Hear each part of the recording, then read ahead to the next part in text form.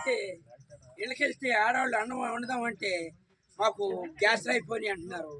సరేనని వాటికి వెళ్తే వాళ్ళ బండ్లు అయిపోయినాయి అంటున్నారు. వాటిలో తిండి దొరకట్లే, మాకు ఇంట్లోనూ తిండి దొరకట్లే. అయితే ఏం చేయాలని సరేనని సరే బండి వేసుకుని పక్క ఊరు వెళ్దామంటే పెట్రోల్ దొరకట్లే.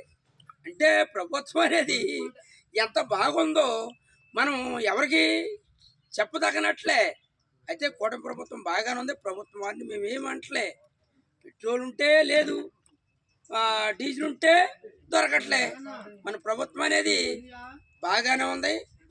మీరంతా కూడా కూటమి ప్రభుత్వంలో హాయిగా మీరు చిరునవ్వులతో ఉన్నారు. మేమందరం డొక్కారా తింటున్నాం. ఎందుకంటే ఇటు మందు బావుల మధ్య ఫ్రీగా మందు దొరుకుతుంది. ఎందుకని కట్టబడితేనే కానీ అవి లేవు కాబట్టి మందు అయితే దొరుకుతుంది. ఇక్కడ డీజిల్ లేదు, ఇక్కడ డీజిల్ అయితే లేదు, పెట్రోల్ అయితే లేదు, గ్యాస్ బండ్ అయితే లేదు.